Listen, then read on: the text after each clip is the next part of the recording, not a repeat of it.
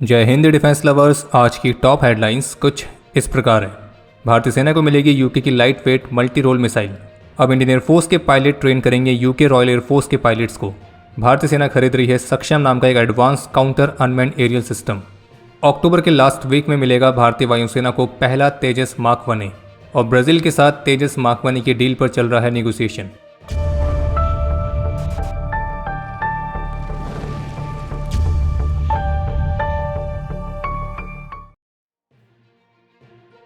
तो जैसा कि आप सभी को ध्यान होगा, पिछले डिफेंस अपडेट में हमने आपको हमारे 2 पैराट्रूपर्स के मिसिंग होने वाली रिपोर्ट दी थी। तो अब इसी पर कल रात को चिनार कोर के ऑफिशियल एक्स हैंडल से अपडेट दिया गया, जिसमें यह बताया गया था कि 6 और 7 अक्टूबर की रात को किश्तवाड़ रेंज में तैनात एक ऑपरेशनल टीम को साउथ कश्मीर के पहाड़ों में भयंकर बर्फीले तूफान और बर्फबारी का सामना करना पड़ा था। और तब से ही हमारे 2 सोल्जर्स का संपर्क टूट गया है और उनको ढूंढने के लिए एक intense search and rescue operation launch किया गया है। लेकिन मौसम की स्थिति बेहद ही खराब होने की वजह से इस रेस्क्यू मिशन में भी काफ़ी सारी बाधा आ रही है। लेकिन अभी जिस समय हमें वीडियो रिकॉर्ड कर रहे हैं, तो इस मामले पर मीडिया की तरफ से रिपोर्ट सामने आई हैं, जिनमें क्लेम किया गया है कि हमारे 2 पैराट्रूपर्स जो मिसिंग थे, तो उनमें से एक सोल्जर के शरीर को उनके रक्सैक और वेपन के साथ रिकवर किया गया है। और साथ में ये भी क्लेम किया गया कि हमारे सोल्जर की जो जान गई है, तो वह संभावित रूप से एवलांच जैसी वेदर कंडीशन की वजह से है और इसमें कोई भी आतंकी वाला एंगल नहीं है। और जबकि दूसरे मिसिंग सोल्जर की तलाश अभी भी जारी है। लेकिन आपको ये भी स्पष्ट कर दे कि फिलहाल अभी इस इंसिडेंट पर भारतीय सेना की तरफ से ऑफिशियल स्टेटमेंट नहीं आई है और ऑफिशियल स्टेटमेंट के आने के बाद ही ये पूरी जानकारी स्पष्ट हो पाएगी।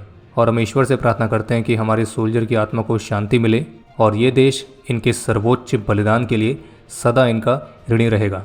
और हमारा दूसरा सोल्जर जो अभी मिसिंग है, तो उनकी सेफ्टी के लिए हम प्रार्थना करते हैं। जबकि एक अपडेट कुपवाड़ा से भी सामने आया है, जहाँ कल 8 अक्टूबर को स्पेसिफिक इंटेलिजेंस इनपुट्स के आधार पर भारतीय सेना और जम्मू कश्मीर पुलिस ने एक जॉइंट ऑपरेशन लॉन्च किया था। और इस ऑपरेशन के दौरान भारी मात्रा में वॉर लाइक स्टोर्स बरामद किए गए, जिनमें AK सीरीज की राइफल्स, रॉकेट लॉन्चर्स और ढेर सारा एम्यूनिशन भी शामिल है। भारतीय प्रधानमंत्री श्री नरेंद्र मोदी के इन्विटेशन पर यूके के प्रधानमंत्री 8 और 9 अक्टूबर को भारत की इस ऑफिशियल विजिट पर थे। और इस विजिट के दौरान भारत और यूके के बीच अलग अलग सेक्टर्स में कुछ महत्वपूर्ण एग्रीमेंट्स भी साइन हुए हैं। अगर बात करें डिफेंस एंड सिक्योरिटी सेक्टर की, तो उसमें भारतीय सेना के लिए UK manufactured light weight multi role missiles को सप्लाई करने वाला एग्रीमेंट शामिल है, जिसकी वैल्यू है $468 मिलियन। और इस एग्रीमेंट के तहत थेलिस यूके द्वारा मैन्युफैक्चर की गई light weight multi role missiles भारतीय सेना को सप्लाई की जाएंगी। और आपको बता दें कि यही सेम वेपन्स यूक्रेन को भी अभी कुछ ही समय पहले सप्लाई किए गए हैं। और इन light weight multi role missile systems को भारत की एयर डिफेंस कैपेबिलिटीज को और सपोर्ट करने के उद्देश्य के साथ लिया जा रहा है। और ये एग्रीमेंट दोनों देशों के बीच कॉम्प्लेक्स वेपन सिस्टम्स के मामले में एक लॉन्ग टर्म कोलैबोरेशन को भी सपोर्ट करेगा। और शुरुआत में ये जो मिसाइल सिस्टम से इंपोर्ट की जाएंगी और बाद में लॉन्ग टर्म कोलैबोरेशन के हिस्से के तौर पर इसी तरह के वेपन सिस्टम्स को मेक इन इंडिया इनिशिएटिव के तहत भारत में लोकली प्रोड्यूस भी किया जा सकता है। बाकी इस light weight multi role missile system के बारे में कुछ जानकारी आपको दे देते हैं। ये एक light precise multi platform missile है, यानी कि इसे हेलीकॉप्टर्स, छोटी शिप्स, लाइट व्हीकल्स, UAVs तो इससे लॉन्च किया जा सकता है। और यूके की सर्विसेज में जो ये मिसाइल्स हैं वो मार्टलेट के नाम से जानी जाती हैं। इसका वेट 13 किलोग्राम है। ये 3 किलोग्राम का वॉरहेड कैरी कर सकती है। इसकी रेंज 6 से 8 किलोमीटर तक है। रफ्तार मैक 1.5। ये लेज़र बीम गाइडेंस के साथ आती है। इसे छोटे साइज़ के boats, light armoured vehicles, drones तो इस तरह के थ्रेट्स को न्यूट्रलाइज करने के लिए इस्तेमाल किया जा सकता है। अगर बात करें इसकी खासियत की, तो वो यही है कि ये बहुत ही लाइट वेट है, यानी कि इसे UAVs जैसे प्लेटफॉर्म्स में आप इस्तेमाल कर सकते हैं। और चूंकि ये लेज़र बीम गाइडेंस का इस्तेमाल करती है, तो ये बेहद ही प्रिसाइज है और कम से कम कोलेटरल डैमेज के साथ ये टारगेट को एलिमिनेट कर सकती है। और यूके के साथ इस मिसाइल सिस्टम के लिए जो डील हुई है, वो गवर्नमेंट टू गवर्नमेंट रूट के माध्यम से हुई है। और रही बात यह कि क्या भारत के पास इसका कोई स्वदेशी ऑल्टरनेटिव है, तो DRDO की जो ULPGM है, यानी कि UAV launch precision guided munition या गाइडेड 70 mm के रॉकेट्स, तो ये यूके के इस light weight multi role missile systems के सबसे करीब के इक्विवेलेंट हैं। बाकी इस वेपन सिस्टम के अलावा भारत और यूके के बीच एक और महत्वपूर्ण एग्रीमेंट हुआ है, जिसके तहत भारतीय वायुसेना के फ्लाइंग इंस्ट्रक्टर्स अब यूके रॉयल एयरफोर्स के पायलट्स को ट्रेन करेंगे। और ये भारत और यूके के मिलिट्री ट्रेनिंग में कोऑपरेशन वाले एग्रीमेंट के तहत है। और वैसे जानकारी के लिए आपको बता दें कि मिलिट्री ट्रेनिंग वाले इसी कोऑपरेशन के हिस्से के तौर पर भारतीय सेना और भारतीय नौसेना के ऑफिशियल्स ऑलरेडी इंस्ट्रक्टर के तौर पर यूके में यूके के पर्सनल को ट्रेनिंग दे रहे हैं। और अब भारतीय वायुसेना के फ्लाइंग इंस्ट्रक्टर भी इसमें शामिल होंगे, जिसका मतलब ये है कि अब से यूके रॉयल एयरफोर्स को दुनिया की तीसरी सबसे ताकतवर एयरफोर्स के फ्लाइंग इंस्ट्रक्टर से सीखने का मौका मिलेगा। और आपने सही सुना है, भारतीय वायुसेना स्ट्रेंथ के मामले में दुनिया में तीसरे नंबर पर आती है, यूएस और रशिया के बाद, जबकि चीन चौथे नंबर पर है। भले ही चीन के पास क्वांटिटी का एडवांटेज ज़्यादा है, और ये हम नहीं कह रहे हैं, बल्कि WDMMA की 2025 की ग्लोबल एयर पावर रैंकिंग कह रही है। और जैसे कि हम पहले भी कह चुके हैं कि WDMMA की जो रैंकिंग है ये केवल ओवरऑल स्ट्रेंथ पर निर्भर नहीं रहती है, बल्कि मॉडर्नाइजेशन, लॉजिस्टिकल सपोर्ट, अटैक और डिफेंस कैपेबिलिटीज़, एक्सपीरियंस, तो इन सभी फैक्टर्स को इंक्लूड करके बनाई जाती है। और उस हिसाब से जो भारतीय वायुसेना है वो दुनिया की तीसरी सबसे ताकतवर एयरफोर्स में आती है। और बाकी भारतीय वायुसेना क्या क्या कर सकती है और कहाँ कहाँ कर सकती है और कैसे कैसे कर सकती है, तो वो तो शायद हमें आपको डिस्क्राइब करने की ज़रूरत है भी नहीं। जिसको जानना है वो ऑपरेशन सिंदूर के बारे में पढ़ लीजिएगा। और वैसे ये भी बहुत ही इंटरेस्टिंग बात है कि जो वेस्टर्न मीडिया भारतीय वायुसेना को एक टाइम पर बहुत ही पुअर एयरफोर्स बताती थी कि हमारे पास अच्छे एयरक्राफ्ट नहीं है, ये नहीं है, वो नहीं है, और वही वेस्टर्न मीडिया अभी ऑपरेशन सिंदूर में भी भारतीय वायुसेना की सफलता को असफलता के तौर पर दिखाने का पूरा प्रयास कर रही थी। और अब उसी वेस्टर्न कंट्रीज़ के पायलट्स को वही भारतीय वायुसेना ट्रेन करने वाली है, क्योंकि उन्हें भी अच्छे से पता है कि भारतीय वायुसेना के पायलट्स वो हैं जो कि 3rd जनरेशन के फाइटर से 4+ जनरेशन के फाइटर को गिरा सकते हैं, और दुश्मन चाहे न्यूक्लियर पावर्ड स्टेट ही क्यों ना हो तो भी उसको उसकी सही जगह दिखा सकते हैं। और वैसे भारतीय वायुसेना से याद आया, आप सभी ने इंडियन एयरफोर्स का नया मेन्यू कार्ड तो देखा ही होगा, जिसमें काफ़ी सारे स्पेशल आइटम्स थे, जैसे कि रावलपिंडी चिकन टिक्का मसाला, रफ़ीकी रहारा मटन, भुलारी पनीर, सुकूर शाम सवेरा, सरगोदा दाल, जकोबाबाद मेवा, बहावलपुर नान, बालाकोट तिरामिसू, मुजफ्फराबाद कुल्फ़ी, मुरीद के मीठा पान। और कमेंट सेक्शन में ज़रूर बताइएगा कि इसमें से आपका फेवरेट फूड आइटम कौन सा है। हाँ, कुछ लोग ये ज़रूर कहेंगे कि अभी इसमें कुछ फूड आइटम्स की कमी है, जैसे कि किराना हिल्स पकोड़े, तो चिंता मत करिए, अगली बार उसको इस मेन्यू आइटम में ऐड कर देंगे। हिंदुस्तान टाइम्स की रिपोर्ट के मुताबिक भारतीय सेना के जो फिजिकल फिटनेस के रूल्स हैं तो उनमें कुछ बदलाव किए गए ताकि फोर्स की कॉम्बैट रेडीनेस को बढ़ावा मिल सके। अभी तक होता यह था कि 50 वर्ष की आयु तक जो ऑफिसर्स और अन्य ट्रूप्स हैं तो उनको हर साल 2 सेपरेट फिजिकल टेस्ट क्लियर करने होते थे, जिन्हें BPET यानी कि बैटल फिजिकल एफिशिएंसी टेस्ट और PPT यानी कि फिजिकल प्रोफिशिएंसी टेस्ट। और चूंकि ये केवल 50 वर्ष तक की आयु के ऑफिसर्स और अन्य ट्रूप्स के लिए था, तो इसका मतलब ये था कि जो सीनियर मोस्ट ऑफिसर्स थे तो उन्हें इस टेस्ट से छूट मिली थी। लेकिन अब बदलाव ये हुआ है कि इन टेस्ट के लिए जो एज लिमिट 50 थी तो उसे बढ़ाकर 60 तक कर दिया गया है, जिसका मतलब यह है कि इस नए रूल के तहत इस फिजिकल फिटनेस वाले टेस्ट में अग्निवीर से लेकर 3 स्टार रैंक के आर्मी कमांडर्स ये सभी शामिल होंगे। और ये नए रूल्स 1 अप्रैल 2026 से लागू होंगे। और एज लिमिट के अलावा एक और बदलाव किया गया है कि जो हर साल 2 सेपरेट फिजिकल टेस्ट पास करने होते थे, BPET और PPT, तो अब इन दोनों टेस्ट को एक कंबाइंड फिजिकल टेस्ट से रिप्लेस किया गया है, जो कि साल में 2 बार कंडक्ट होगा। बाकी हिंदुस्तान टाइम्स की रिपोर्ट के मुताबिक, जिसमें उन्होंने एक आर्मी लेटर के हवाले से बताया है कि स्ट्रेंथ, एंड्योरेंस, एजिलिटी तो एक कॉम्बैट रेडीनेस के लिए काफ़ी क्रूशियल होते हैं, जो कि सोल्जर्स को डायनेमिक सिचुएशंस में बहुत तेज़ी से और इफेक्टिव तरीके से रिएक्ट करने में मदद करते हैं। और सोल्जर जितना ज़्यादा फिट होगा तो वो अपनी यूनिट के लिए उतना ही ज़्यादा कैपेबल, उतना ही ज़्यादा रिलायबल और उतना ही ज़्यादा इफेक्टिव एसेट साबित होगा।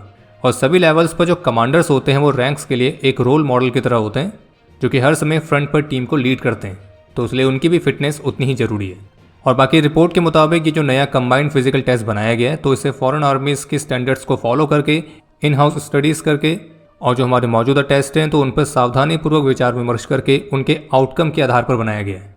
और इसमें BPET और PPT गाइडलाइंस को मर्ज करके जेंडर और अलग अलग एज ग्रुप्स के लिए कंपोजिट टेबल्स भी बनाई गई हैं, जिससे ये मालूम पड़ेगा कि मेन और वीमेन में अलग अलग एज ग्रुप्स के लिए एक्सपेक्टेड स्टैंडर्ड्स क्या रखे गए हैं। और हिंदुस्तान टाइम्स की रिपोर्ट में इस बात को मेंशन किया गया है कि जो 50 से 60 वर्ष के एज ग्रुप में आएंगे तो उनके फिजिकल टेस्ट में 3.2 किलोमीटर के ब्रिस्क वॉक यानी कि तेज चलना, और इसके अलावा कोई सर्टेन नंबर के सिटअप्स और पुशअप्स तो ये भी शामिल रहेंगे, जो कि वैरी करेगा एज के हिसाब से। और इस नए रूल को लाने का सीधा सा मतलब बस यही है कि जो कमांडर्स पूरी तरह से मेंटली और फिजिकली फिट हैं तो केवल वही बैटल में हमारे ट्रूप्स को लीड करें, ताकि हम अपने डिजायर्ड ऑब्जेक्टिव्स को और भी अच्छी तरह से अचीव कर पाएं। इकोनॉमिक टाइम्स की रिपोर्ट के मुताबिक भारत सरकार डिफेंस प्रोक्योरमेंट के मामले में अब उन फॉरेन डिफेंस कंपनीज को भी इंडियन वेंडर्स के तौर पर कंसिडर कर सकती है जिनके भारत में 100% ओन सब्सिडरीज हैं, यानी कि सहायक कंपनियां। और वो कंपनियां भी इंडियन वेंडर्स के तौर पर भारत के डिफेंस प्रोक्योरमेंट प्रोसेस में हिस्सा ले पाएंगी। हालांकि अभी ये योजना है और अभी इस पर कोई अंतिम निर्णय नहीं लिया गया है। बाकी इकोनॉमिक टाइम्स की रिपोर्ट में अलग अलग सोर्सेज के हवाले से कहा गया है कि अगर ऐसा होता है तो ये डोमेस्टिक मैन्युफैक्चरिंग को बढ़ावा देने में काफ़ी मददगार साबित होगा, और इससे जो विदेशी कंपनियां हैं तो उन्हें भी भारत में अपने ऑपरेशंस के लिए सेटअप करने में बढ़ावा मिलेगा। इसका मतलब ये भी है कि भारत एक तरह से और भी मेक इन इंडिया वेपन्स चाह रहा है, फिर चाहे वो फॉरेन कंपनीज भारत में ही क्यों ना बनाएं। लेकिन यहाँ पर एक डिबेट हमेशा रहती है कि ये जो पूरी प्रोसेस है तो ये क्या वाकई में भारत को डिफेंस सेक्टर में पूरी तरह से आत्मनिर्भर बनने में मददगार साबित होगा। तो इस पर आपके जो विचार है आप उसे कमेंट सेक्शन में शेयर कर सकते हैं। ऑफिशियल स्टेटमेंट के मुताबिक भारतीय सेना ने स्वदेशी तौर पर विकसित किए गए सक्षम नाम के CUAS यानी कि काउंटर अनमैन्ड एरियल सिस्टम्स जो कि ग्रिड सिस्टम है तो उसको खरीदने की प्रोसेस को स्टार्ट किया है। और जो ये सक्षम नाम का सिस्टम है तो ये रियल टाइम में UAVs ड्रोन्स तो उनको तेजी से डिटेक्ट, ट्रैक, आइडेंटिफाई और न्यूट्रलाइज करने में सक्षम है और एक ग्राउंड से 3000 मीटर ऊपर तक एयर स्पेस को सुरक्षित रख सकता है। इसे भारत इलेक्ट्रॉनिक्स लिमिटेड के कोलैबोरेशन के साथ विकसित किया गया है। यह एक modular high and command and control system है जो कि इंडियन आर्मी के ही सिक्योर डेटा नेटवर्क पर ऑपरेट करता है और इस सिस्टम में real time threat detection, AI enabled predictive analysis, एक बेहतरीन तालमेल के साथ रिस्पॉन्स करने के लिए वेपन्स और काउंटर अनमैन्ड एरियल सिस्टम के सेंसर्स का integration, automated decision support, 3D battlefield visualisation और भारत के आकाश तीर सिस्टम से मिले इनपुट्स और अन्य ऑपरेशन सिस्टम्स के साथ एक सीमलेस इंटरऑपरेबिलिटी तो इस सब कुछ ऑफर करता है ताकि हम अपने एयर स्पेस में सभी तरह के यूजर्स चाहे वो फ्रेंडली हो, न्यूट्रल हो या फिर हॉस्टाइल हो उन सभी को मैप कर सकें। और इस सक्षम सिस्टम्स की जो खरीद है वो फास्ट ट्रैक प्रोक्यूरमेंट रूट के तहत की गई है और ये 1 साल के अंदर सभी फील्ड फॉर्मेशंस में रोल आउट कर दिया जाएगा और एक बार पूरी तरह से ऑपरेशनल होने के बाद जो सक्षम है वो इंडियन आर्मी की counter unmanned aerial system grid की बैकबोन की तरह काम करेगा।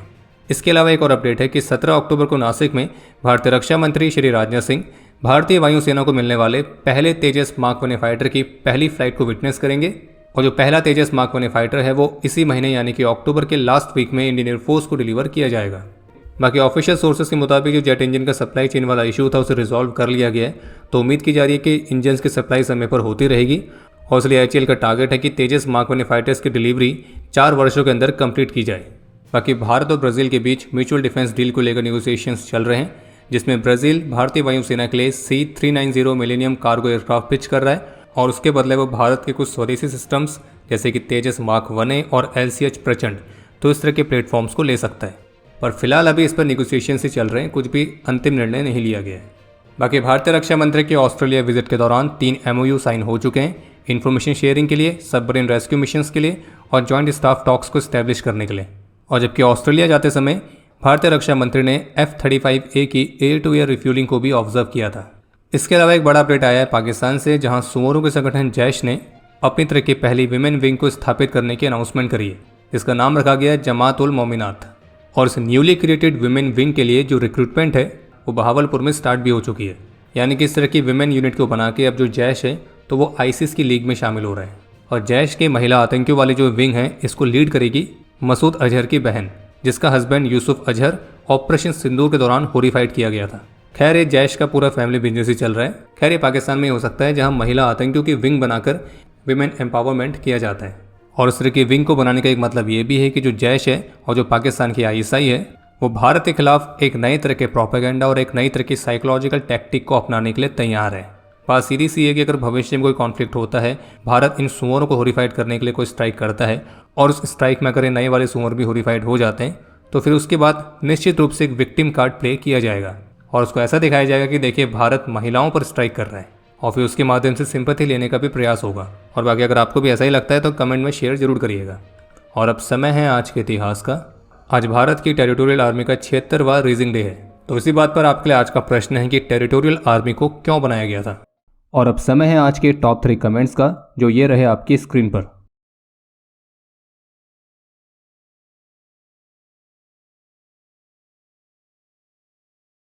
उम्मीद है आपको आज का एपिसोड पसंद आया होगा। पसंद आया तो वीडियो को लाइक करना ना भूलें। आपके कोई भी सुझाव या सवाल हो तो उसके लिए कमेंट सेक्शन ओपन है। और अगर आप डिफेंस रिलेटेड और भी एक्सक्लूसिव कंटेंट में दिलचस्पी रखते हैं तो आज ही प्ले स्टोर से डिफेंस स्क्वाड की सुपर ऐप को डाउनलोड करना ना भूलें। और अगर आप चैनल पर पहली बार आए हैं तो squadron.in पे जाके हमारे नए डिज़ाइंस को भी चेकआउट जरूर करें। बाकी जल्द मिलेंगे नए एपिसोड के साथ। तब तक के लिए जय हिंद, जय भारत।